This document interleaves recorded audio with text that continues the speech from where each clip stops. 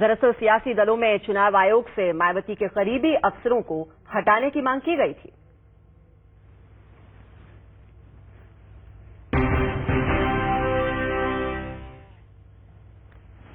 तो यूपी के चुनावी महाभारत में मायावती और हाथियों की प्रतिमाओं पर पर्दा पड़ा रहेगा। चुनाव आयोग ने ऐतिहासिक फैसला सुनाया है। विपक्ष ने चुनाव आयोग से आचार संहिता तोड़े जाने की शिकायत की थी। बीएसपी ने इसे नाइंसाफी करार दिया है। यूपी में अब चुनाव के दौरान लखनऊ से नोएडा तक मायावती और हाथियों की मूर्तियों पर इसी तरह पर्दा डालना होगा। चुनाव आयोग को शिकायत मिली थी कि मूर्तियां खुलेआम दिखने की वजह से आचार संहिता का उल्लंघन हो रहा है। राज्य के दौरे पर गए चुनाव आयोग ने 8 राजनीतिक दलों के साथ कई मुद्दों पर चर्चा के बाद ये फैसला सुनाया। हाथियों को भी, हाथी के उनकी पार्टी का सिंबल भी है, तो इसलिए हाथ उसमें कंफ्यूजन होता है। तो मूर्तियां, दोनों प्रकार की मूर्तियां, उनको ढका जाएगा, उनको ढका जाएगा, उनको ढका जाएगा। दूसरी तरफ बीएसपी की तरफ से दलील दी गई है कि मूर्तियों और हाथियों पर यूपी के बजट का सिर्फ 1% ही खर्च किया गया है, फिर विरोधी बेकार में हाय तौबा मचा रहे हैं। पार्टी ने चुनाव आयोग के फैसले को नाइंसाफी बताया है। यह आदेश न्याय संगत नहीं है, क्योंकि यह आदेश एक तरफा आदेश है, जिसमें कि सिर्फ जातिवादी मानसिकता से ग्रस्त और पूर्ण रूप से दलित विरोधी मानसिकता रखने वाले लोग और उनकी पार्टियां, खास तौर से कांग्रेस, बीजेपी व समाजवादी पार्टी द्वारा दिए गए एक तरफा ज्ञापन या कथन को स्वीकार करते हुए इलेक्शन कमीशन ने ये निर्देश दिए हैं। यूपी में मायावती के हाथी पर संग्राम नया नहीं है, लेकिन जैसे जैसे चुनाव करीब आ रहे हैं, हाथी पर निशाना तेज होता जा रहा है। मायावती जी ने स्पेशल हाथी बनाया लखनऊ में, वो गरीबों के पैसे खाता है, आपके पैसे खाता है। उधर बीजेपी कांग्रेस पर आरोप लगाती रही है कि बीएसपी के हाथी को मोटा करने में उसका ही हाथ है।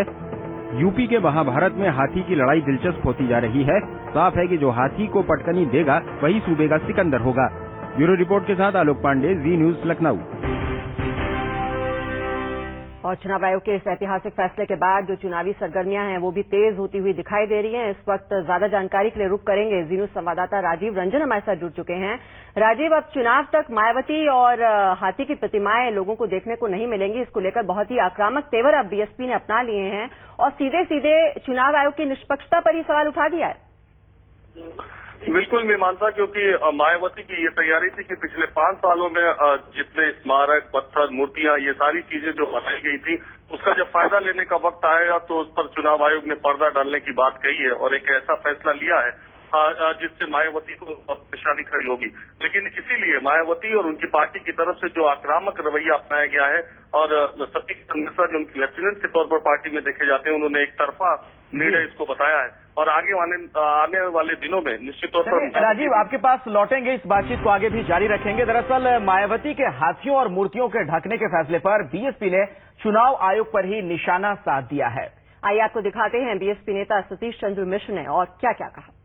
प्रेसिडेंट हाउस के गेट में नॉर्थ ब्लॉक के सभी खंभों के ऊपरी हिस्से में तथा लोकसभा में स्पीकर की कुर्सी के ऊपर तथा इसी प्रकार से अन्य जगहों पर हाथी लगे हुए हैं।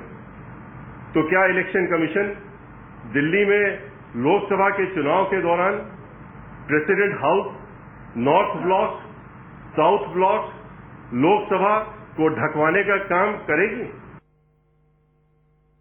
क्या इलेक्शन कमीशन जहां जहां चुनाव हो रहा है वहां पर सभी तालाबों से तथा फूल की मंडियों से या मंदिरों के बाहर जहां फूल बेचा जाता है वहां से कमल के फूल, जो भारतीय जनता पार्टी का इलेक्शन सिंबल है, इसको निकलवाने, तोड़वाने या जब्त कराने का कार्य करेगी? समाजवादी पार्टी का सिंबल साइकिल है, तो क्या इलेक्शन कमीशन प्रदेश में चुनाव के दौरान साइकिल को सड़क में लेकर चलने से या घूमने से प्रतिबंधित करेगा? अगर नहीं तो क्यों? इसी प्रकार कांग्रेस पार्टी का सिंबल हाथ का पंजा है, जो कि हर व्यक्ति अपने हाथ में लेकर घूम रहा है तथा तो क्या इलेक्शन कमीशन निर्देश देकर हर व्यक्ति को अपने हाथ के पंजे को ढकने या कटवाने का आदेश देगी? तो चलिए बार फिर से आपको लिए चलते हैं अपने संवाददाता राजीव रंजन के पास। राजीव, ऐसे बीएसपी के लिए आज है दोहरा झटका, जहां एक तरफ चुनाव आयोग का आदेश आया कि मूर्तियों पर पर्दा गिरा है, वहीं दूसरी तरफ दो बड़े जो अफसर हैं उनका भी तबादला कर दिया गया है। बिल्कुल अखिलेश, दो बड़े अफसर बिजलाल और कुंवर फतेह बहादुर जो बहुत करीबी माने जाते थे और प्रमुख पदों पर थे, प्रमुख सचिव गृह और डीजीपी बिजलाल, तो ये दोनों मायावती के करीबी माने जाते थे। इनकी शिकायत पॉलिटिकल पार्टीज ने की थी, इनको पद से हटाया गया है। और विपक्षी दल ये भी कह रहे हैं, जो तर्क बीएसपी की तरफ से दिया जा रहा है कि क्या दूसरे चुनाव चिन्हों को हटा दिया जाएगा, विपक्षी दलों का ये तर्क है कि क्या ये चुनाव चिन्ह जिनकी बात बीएसपी कर रही है वो किसी सरकार के सत्ता में रहते ये चुनाव चिन्ह बनाए गए थे या बांटे गए थे, या साइकिल सड़क पे लोग चलते हैं तो समाजवादी पार्टी सत्ता में रहते हुए साइकिल उसने कितनी बांटी थी। ये इस तर्क को खारिज कर रहे हैं विपक्षी दल, कह रहे हैं कि 5 साल में बीएसपी सरकार की के प्रतीक के तौर पर ये सारी प्रतिमाएं हैं और निश्चित तौर पर इसका इलेक्शंस में आचार संहिता का उल्लंघन होता है, इसलिए उन्होंने शिकायत की थी और चुनाव आयोग का दोहरा झटका है बीएसपी के लिए। और दलित विरोधी विचारधारा की भी बात करिए बीएसपी, यानी कि साफ तौर पर इसे सियासी रूप से भुनाने की पूरी कोशिश में लगी हुई है बीएसपी। और उधर कांग्रेस ने भी मायावती के हाथी और मूर्तियों पर पर्दा गिराने के चुनाव आयोग के फैसले पर खुशी जताई है। पार्टी प्रवक्ता अभिषेक मनु सिंघवी का कहना है कि चुनाव आयोग ने ये सोच समझकर ही फैसला लिया होगा। हाथी या सिंबल की बात नहीं है, कोई भी ऐसी प्रक्रिया, कोई भी ऐसा चिन्ह, कोई भी ऐसा सिंबोलिज्म जिससे कि बराबरी की संतुलित एक लड़ाई नहीं हो सकती या उसमें विघटन हो या उसमें विकार हो, निश्चित रूप से चुनाव आयोग बना इसलिए है और चुनाव आयोग इसीलिए ऐसे एक्शन लेता है। चुनाव आयोग ने बार बार ये दिखाया है कि इस प्रकार की सिचुएशंस में वो सक्षम है, समर्थ है, और मुझे कोई संदेह नहीं है और पूरा कॉन्फिडेंस है, हौसला है कि वो फिर एक बार यही एक संतुलित चुनाव की फील्ड बना के बरकरार रखेगा। उधर राष्ट्रीय लोकदल के मुखिया और फिलहाल यूपीए सरकार में केंद्रीय मंत्री अजीत सिंह ने भी मायावती की मूर्तियों और हाथियों को ढकने के चुनाव आयोग के फैसले का स्वागत किया है। देखिए, बहुत पहले एक बार ये मांग की गई थी, कोर्ट में मामला था और उन्होंने इलेक्शन कमीशन को दिया था कि हाथी क्योंकि इनका चुनाव चिन्ह है इसलिए सरकार को मूर्तियां नहीं लगानी चाहिए। उस समय इलेक्शन कमीशन जो भी हो, कोई उन्होंने उस पर कार्रवाई नहीं की। तो स्वागत है, आज इलेक्शन कमीशन ने कदम उठाया और मेरा मानना है कि कदम बहुत पहले उठा लिया जाना चाहिए।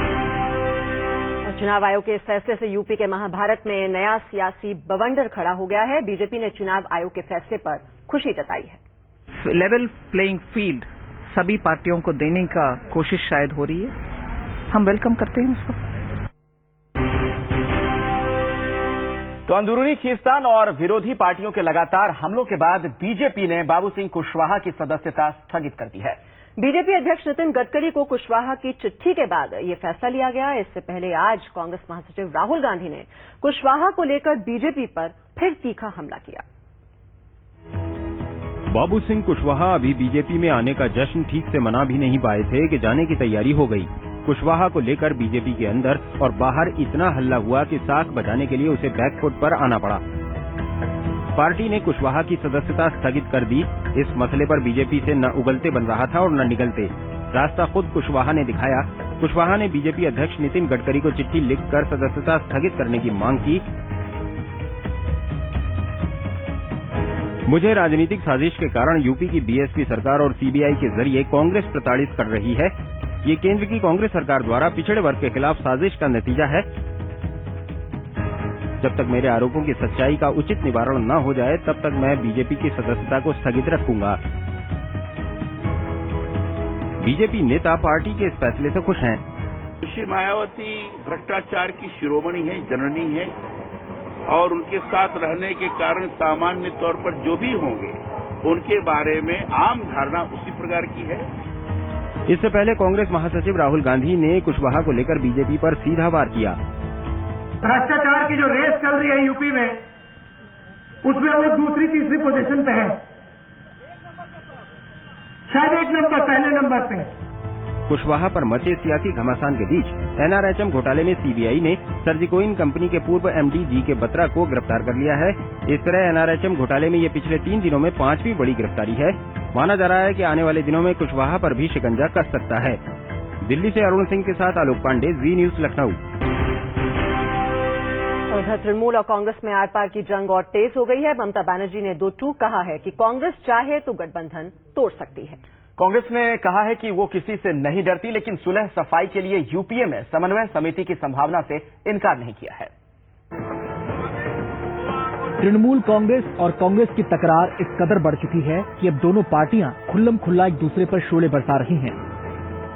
ममता कांग्रेस पर आग उगल रही हैं। कांग्रेस पर सीपीएम से सांठगांठ का आरोप लगाने के बाद अब ममता ने कहा है कि पेट्रोल के दाम, रिटेल में विदेशी निवेश और लोकपाल बिल में संघीय ढांचे के मुद्दे पर विरोध के चलते ही कांग्रेस उनकी सरकार के खिलाफ दुष्प्रचार कर रही है।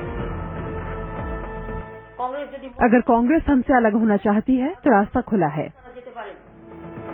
तेवर कांग्रेस के भी तल्ख हैं। पार्टी का कहना है कि गठबंधन धर्म निभाना केवल उसकी जिम्मेदारी नहीं है। कभी किसी राजनीतिक चुनौती से न डरी है न डरेगी।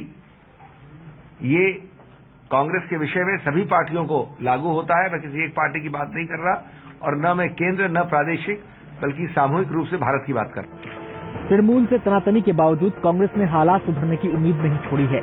यूपीए के घटक दलों में तालमेल बिठाने के लिए एक समन्वय समिति बनाए जाने की भी संभावना जताई जा रही है।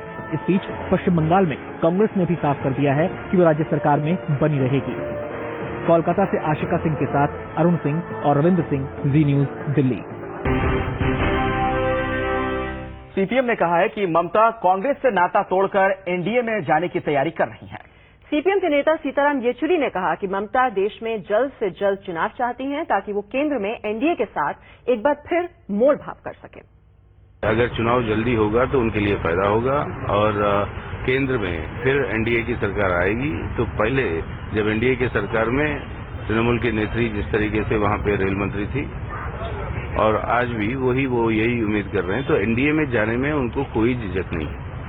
और यही बात को जो लोग सांप्रदायिकता के खिलाफ जो खड़े हैं और देश को एक सेकुलर देश मानते हैं, इन सबको ये आज सीखना होगा कि इस तरीके की मौका परस्ती के चलते हुए देश की सांप्रदायिकता के ताकतों को ही मजबूत करेंगे। और इधर केंद्रीय कानून मंत्री सलमान खुर्शीद ने कहा है कि बीजेपी ममता को अपने पाले में लाने की गलतफहमी न पालें क्योंकि धर्मनिरपेक्षता के मुद्दे पर वो बेहद मजबूत है। If they think that they can entice anyone like her away, they are making a mistake. Her secular credentials are very, very strong. I know this, as personally I know how strong she is on secular issues and issues for minorities.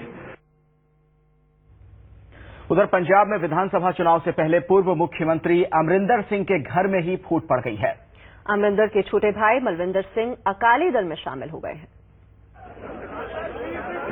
Punjab में Akali Dal BJP गठबंधन को पटखनी देने के लिए पूर्व मुख्यमंत्री captain Amarinder Singh ने एड़ी चोटी एक कर रखी है, लेकिन टिकट को लेकर उनके घर में ही बगावत हो गई है। अमरिंदर के छोटे भाई मालविंदर को टिकट नहीं मिला तो कांग्रेस का हाथ छोड़कर वे अकाली दल के साथ हो लिए हैं। हालांकि मालविंदर का कहना है कि इससे पारिवारिक रिश्तों पर असर नहीं पड़ेगा।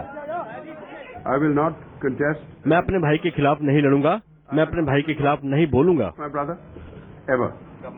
हालांकि अमरिंदर का कहना है कि मालविंदर के अलग होने से कांग्रेस को कोई सियासी नुकसान नहीं होने वाला। हमें कोई फर्क नहीं पड़ेगा, वो कहीं से भी लड़े, ये लोकतंत्र है, कोई कहीं से भी लड़ सकता है। जितनी मर्जी लड़ने मालविंदर के अकाली दल में आने से गदगद उप मुख्यमंत्री सुखबीर सिंह बादल का दावा है कि इससे भी बड़ा धमाका होने वाला है। हाँ, एक एटम बम मांगू।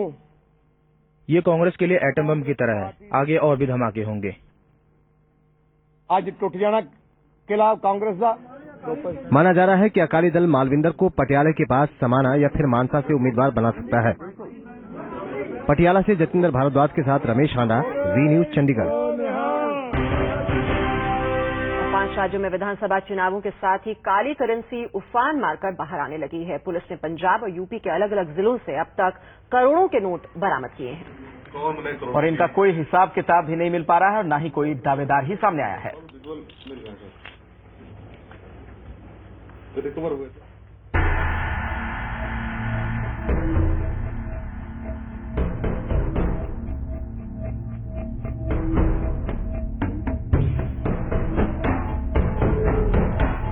ये वोट तंत्र में लगी नोट तंत्र की सेंध का नमूना है।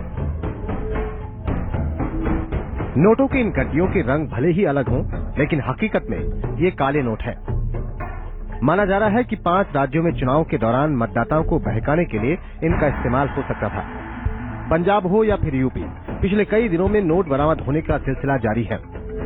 पंजाब में तो ये आंकड़ा 14 करोड़ तक पहुंच चुका है। मुख्य चुनाव आयुक्त ने यूपी में ये आंकड़ा करीब 7.5 करोड़ रुपए बताया है। कल तक हमारे पास जो फिगर थी, जो सीजर हुआ 6 करोड़ 32 लाख का था। अब आज बताते हैं कि आज हो गया 750। आज भी कुछ सीजर होते 7.5 करोड़ अब तक का सीजर है। सिर्फ लखनऊ में ही 4 जगह से करीब 30 लाख रुपए जब्त किए गए। हरदोई से 20,49,000 रुपए बरामद किए जा चुके हैं। 2 आरोपियों को गिरफ्तार भी किया गया है। ऐसी ही तस्वीरें बागपत में भी देखने को मिली।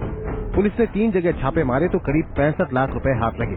इनमें से 45.5 लाख रुपए एक इनोवा कार से मिले। 3 वाहनों से और 7 व्यक्तियों के पोजीशन से ये कैश रिकवर हुआ। चुनाव आयोग के निर्देश पर हाथरस में भी चेकिंग के दौरान एक जीप से 4,55,000 और सिकंदराबाद में एक कार से 2,57,000 के नोट बरामद किए गए। नोटों के आंकड़े शनिवार के हैं। बागपत में कुलदीप चौहान, हरदोई में आनंद शुक्ला, हाथरस में दीपेश शर्मा के साथ आलोक पांडे, जी न्यूज लखनऊ। और अब बात करेंगे राजस्थान के भवरी देवी केस की। सीबीआई को जोधपुर की नहर से एक घड़ी, जेवर, दांत और मोबाइल मिला है। अंदेशा है कि ये सामान और अवशेष भवरी देवी के हो सकते हैं। सूत्रों के मुताबिक भवरी की हत्या 1 सितंबर को हुई और उसी रात लाश को जला भी दिया गया।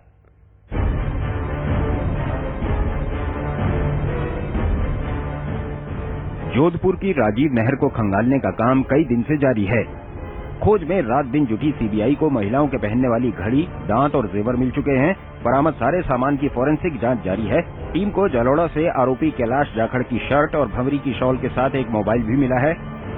नहर से हड्डियां पहले ही बरामद हो चुकी हैं। सीबीआई को अंदेशा है कि सारे सामान का संबंध भंवरी देवी से हो सकता है। सूत्रों की माने तो सेक्स, सीडी, अपहरण और कत्ल के इस सनसनीखेज केस का हर पहलू सीबीआई की नजर में बेपर्दा हो चुका है। अब तक मामले की जो हकीकत उभर कर आ रही है, उसके मुताबिक पिछले साल अगस्त के आखिर में पूर्व मंत्री महिपाल मदेरणा और विधायक मलखान सिंह के बीच हुई बातचीत में भंवरी के अपहरण और हत्या की साजिश तैयार हुई। सोहन लाल, शहाबुद्दीन और बिस्नाराम को भंवरी को अगवा और कत्ल करने का जिम्मा सौंपा गया। मामूली नर्स से राज्य की सियासी बिरादरी के बीच जा बैठी भंवरी के पास मंत्री के साथ संबंधों की सीडी थी और इसी को उसके अपहरण, गुमशुदगी और कत्ल की वजह माना जा रहा है। दयाल सिंह सांखला, जी न्यूज, जोधपुर। और अब खबर दिल्ली से। केंद्र सरकार के कई अहम मंत्रालयों के दफ्तरों वाली बिल्डिंग शास्त्री भवन शनिवार सुबह आग लगने से वहां पर हड़कंप मच गया। हाल ही में शास्त्री भवन में 4 बार से ज्यादा आग लग चुकी है। आखिर क्यों बार बार लगती है शास्त्री भवन में आग? एक रिपोर्ट देखिए। 10 फायर टेंडर्स ने 1 घंटे मशक्कत करने के बाद आखिरकार शास्त्री भवन की पहली मंजिल में लगी आग बुझा दी। जान माल का कोई नुकसान नहीं हुआ, लेकिन एक बार फिर सवाल उठा कि आग लगी है या लगाई गई है। दरअसल शास्त्री भवन में कई अहम मंत्रालय जैसे मानव संसाधन विकास मंत्रालय, पेट्रोलियम और प्राकृतिक गैस मंत्रालय, युवा एवं खेल मामले मंत्रालय, संस्कृति मंत्रालय, महिला और बाल विकास मंत्रालय के दफ्तर हैं। कई बार यहाँ के दफ्तरों में मौजूद दस्तावेज आग की चपेट में आ चुके हैं। शास्त्री भवन में 11 नवंबर 2011 को आग लगी। आग 7वें फ्लोर पर लगी, जिससे 12 लोगों को सुरक्षित बाहर निकाला गया। 15 अप्रैल 2010 को भी शास्त्री भवन के 7वें फ्लोर पर आग लगी, जिसे 6 फायर टेंडर्स ने बुझाया। 6 अगस्त 2009 को भी शॉर्ट सर्किट से शास्त्री भवन में आग लगी। शास्त्री भवन को दिल्ली फायर सर्विस से एनओसी मिल चुका है, यानी दिल्ली फायर सर्विस के मुताबिक यहाँ पर आग बुझाने के पर्याप्त इंतजाम है। बिल्डिंग हाई प्रोफाइल है, फिर ऐसा क्यों होता है कि यहाँ बार बार आग लगने की घटनाएं होती हैं? कुलदीप सिंह, जी न्यूज, दिल्ली। और उत्तर भारत में कड़ाके की सर्दी पड़ रही है। देश के अलग अलग वादियों की कुछ तस्वीरें आपको दिखाते हैं। तो बर्फबारी ऐसी हो रही है कि श्रीनगर, शिमला, मनाली, कांगड़ा और मसूरी जैसे पहाड़ी इलाकों में पहुंचे सैलानी खुशी से झूम उठे हैं। पूरे इलाके में बर्फ की चादर बिछी हुई है। लोग बर्फबारी का मजा लेने के लिए घरों से बाहर निकलकर मस्ती भी कर रहे हैं। तो पहाड़ों में बर्फबारी हो रही है और उधर मैदानी इलाकों का मौसम भी करवट ले रहा है। मौसम विभाग का यह कहना है कि आने वाले दिनों में सर्दी अपना शिकंजा और कसेगी और पारा 5 से 7 डिग्री तक कम हो सकता है। अच्छा, कम मतलब पहाड़ों में हो रही ये बर्फबारी अभी जारी रहने के आसार हैं। मौसम विभाग के मुताबिक जम्मू कश्मीर, उत्तराखंड और हिमाचल प्रदेश के पहाड़ी इलाकों में आने वाले 2 दिन तक बर्फबारी का सिलसिला चल सकता है। आगे का फोरकास्ट यह है कि जो मेन सिस्टम था वो तो निकल गया, अभी इसमें जो है कि थोड़ा हल्का फुल्का 1-2 दिन ये रह सकता है, कल और परसों, उसके बाद फिर 2-4 दिन ठीक रहेगा। मौसम के इस मिजाज की वजह से मैदानी इलाकों में भी शीतलहर का प्रकोप बढ़ सकता है। अगले 1 हफ्ते तक सर्दी ऐसे ही सितम ढा सकती है। बारिशें भले रुक गई हों, लेकिन दिल्ली में सर्दी का सिलसिला अभी और आगे बढ़ने वाला है। मौसम विभाग की माने तो पहाड़ों से आने वाली सर्द हवाएं अब दिल्ली, एनसीआर समेत समूचे उत्तर भारत को ठिठुराने के लिए तैयार है। मौसम विभाग के मुताबिक मैदानी इलाकों में तापमान 5 से 7 डिग्री गिर सकता है। दिल्ली में रविवार तक बूंदाबांदी या फिर हल्की बरसात हो सकती है। मौसम विभाग का कहना है कि इसके बाद कोहरा एक बार फिर दिल्ली में दस्तक देगा, कम से कम अगले 48 घंटों तक। कल को तापमान मतलब दिन का तापमान तो कम रहेगा, बादल रही है, लेकिन कल को दिन के तापमान बढ़ने की उम्मीद है। लेकिन रात के तापमान जो है ये गिरेंगे, कल से गिरने शुरू हो जाएंगे। यूपी, हरियाणा और पंजाब में भी कई जगहों पर बारिश हुई है। यहाँ भी आने वाले दिनों में पारा गिरने का सिलसिला बने रहने का अनुमान है। श्रीनगर से नसीर अहमद के साथ पूजा मक्कड़, जी न्यूज, दिल्ली। दिल्ली में कड़ाके की सर्दी के बावजूद ऑटो एक्सपो देखने के लिए भारी भीड़ जुट रही है। गिरता पारा भी लोगों के जोश को ठंडा नहीं कर पा रहा। 11वें ऑटो एक्सपो में कारों की दुनिया उतर आई है और लाखों लोग इनका दीदार करके अपनी बेकरारी दिखा रहे हैं। इस ऑटो एक्सपो में दुनिया की जानी मानी कंपनियां अपने नए नवेले मॉडल्स को भारत में लॉन्च कर रही हैं।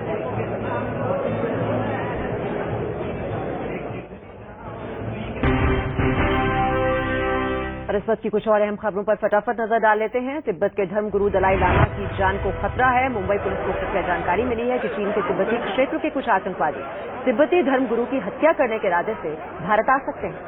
सूत्रों के मुताबिक मुंबई पुलिस ने इस संबंध में तिब्बती संगठनों को खतरे से आगाह कर दिया है। बिहार के बोधगया में कालचक्र पूजा में शामिल होने पहुंचे दलाई लामा की सुरक्षा बढ़ा दी गई है। ईडी केस में चिदम्बरम को सह आरोपी बनाने की मांग वाली याचिका पर सुनवाई 21 जनवरी तक टल गई है। आज दिल्ली की पटियाला हाउस कोर्ट में याचिकाकर्ता ने अपनी मांग के समर्थन में सबूत अदालत को दिए, जिसके बाद अदालत ने इस मामले की सुनवाई 21 तक टाल दी है। अब 21 तारीख को अदालत पेश सबूतों पर सुनवाई करेगी।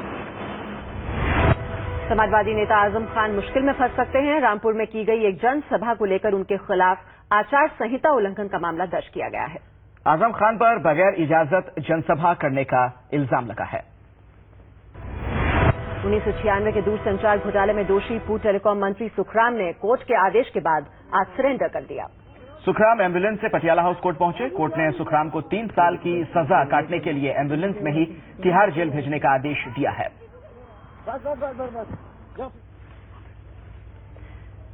नॉनस्टॉप एट 9 में आज के लिए इतना ही। फिलहाल एक छोटे से ब्रेक ले रुकेंगे, लेकिन ब्रेक के बाद भी जी न्यूज पर खबरें लगातार जारी हैं। खबर में नंबर 1 जज्बा सोच का। नॉनस्टॉप एट 9 के प्रायोजक हैं एडुकॉम स्मार्ट क्लास, नई पीढ़ी का नया क्लासरूम। पहले इस्तेमाल करें फिर विश्वास करें। Ghadi detergent, Ambuja cement, Florence Italian design sanitary wares and fittings by टैन यूज। दाल मखनी व शाही पनीर मसाले MDH की नई पेशकश MDH। ब्रू पास्ता मुकाट, इट्स वेरी वेरी हॉट। बाबा द फ्रेशनेस ऑफ लाइफ।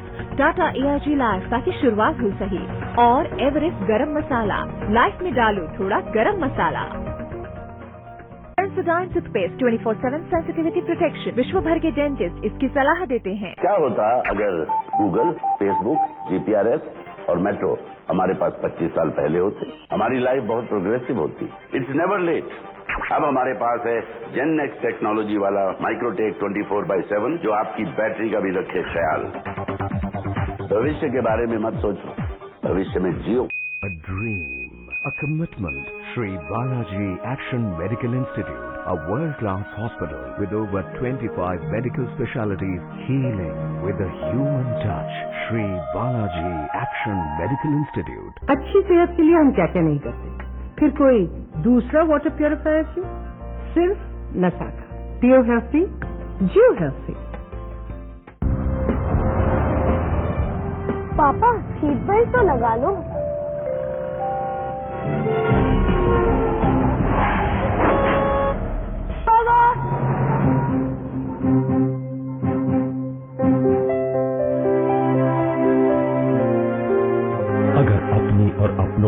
है प्यारी, तो सीट बेल्ट लगाकर ड्राइव करने में ही है समझदारी। सीट बेल्ट लगाएं, सुरक्षित चलें।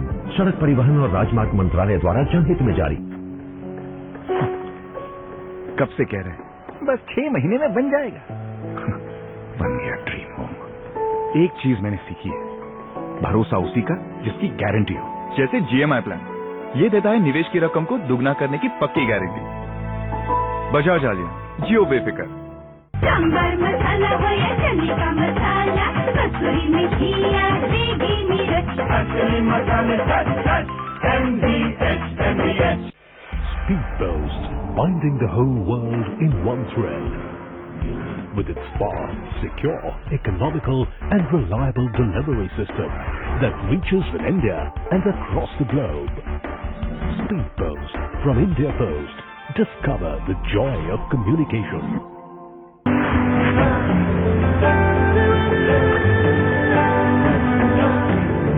Rauco Tires. Go explore. ये है आपका हार्ट, ये उसका दुश्मन बैड कोलेस्ट्रॉल, और ये है सनड्रॉप हार्ट। इसमें है ओराइजोनॉल, जो कोलेस्ट्रॉल कम करने में मदद करता है सिर्फ 1 महीने में। ये रिसर्च ने साबित किया है। सनड्रॉप हार्ट, घटेगा कोलेस्ट्रॉल, बढ़ेगी जिंदगी। अब खाने में कैलोरीज भी घटेंगी। सनड्रॉप हार्ट के साथ Sundrop slim light cooking spray free. Spray heat cook. Ride like a breeze through coconut trees. बेटा, एमरॉन नहीं तो लॉन्ग लाइफ नहीं, क्योंकि सिर्फ एमरॉन में सिल्वर जो देता है इसे लॉन्ग लाइफ। एमरॉन सिल्वर टिंग, सिल्वर टोंग।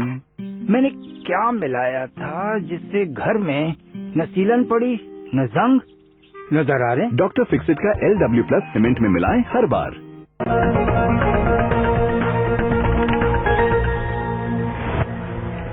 यूपी के महाभारत में माया को दोहरा झटका, चुनाव तक पर्दे में रहेंगी मूर्तियां, तो आयोग ने 2 आला अफसरों को भी हटाया। बीएसपी ने खोला मोर्चा।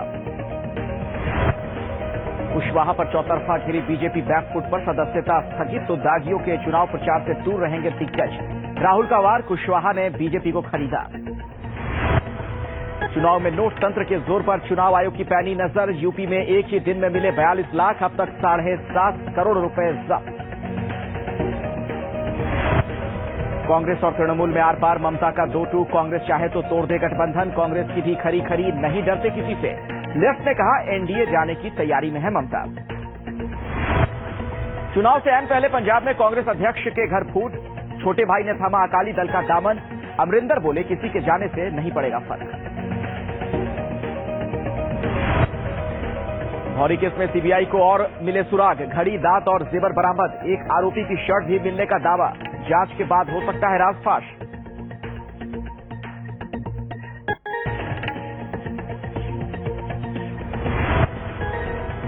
कश्मीर से हिमाचल और उत्तराखंड तक जबरदस्त बर्फबारी से कांपा समूचा उत्तर भारत। जम्मू श्रीनगर हाईवे बंद, पारा और गिरने का अनुमान। नमस्कार, आप देख रहे हैं जी न्यूज, आपके साथ मैं हूं अखिलेश आनंद। उत्तर प्रदेश के महाभारत में 2 बड़े मुद्दों पर सियासी तूफान खड़ा हो गया है। चुनाव आयोग ने जैसे ही मायावती की मूर्तियों और हाथियों पर चुनाव तक पर्दा गिराने का ऐतिहासिक ऐलान किया, बीएसपी बौखला उठी। बीएसपी ने चुनाव आयोग पर ही सवाल उठाते हुए पूछ डाला कि क्या संसद भवन के बाहर लगे हाथी, सड़कों पर चल रही साइकिलें और तालाबों में खिले कमल को भी हटाया जाएगा। दूसरा बड़ा फैसला है उत्तर प्रदेश के डीजीपी ब्रजलाल और प्रमुख सचिव गृह कुंवर फतेह बहादुर को हटाने का। इस पर भी बीएसपी की तरफ से प्रतिक्रिया आई है कि यह दलित विरोधी का कदम है।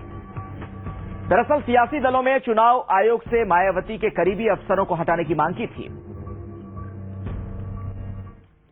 चुनाव आयोग के फैसले से बीएसपी बौखला उठी है। आइए सबसे पहले आपको दिखाते हैं जी न्यूज से खास बातचीत में सतीश चंद्र मिश्रा ने चुनाव आयोग पर क्या आरोप लगाए। हमारे साथ बीएसपी के राष्ट्रीय महासचिव सतीश चंद्र मिश्रा हैं। सर, जिस तरह से चुनाव आयोग ने हाथी और मायावती की मूर्ति पे कहीं न कहीं ये कहा है कि निष्पक्ष नहीं हो सकता, उसको ढकने का फैसला लिया है, क्या रिएक्शन? देखिए, पहली बात तो ये जो आदेश है वो एक पक्षीय आदेश है। ये न्याय संगत नहीं है, क्योंकि अपॉर्चुनिटी नहीं दी गई। इसमें पहले कंप्लेंट की कॉपी नहीं दी गई। क्या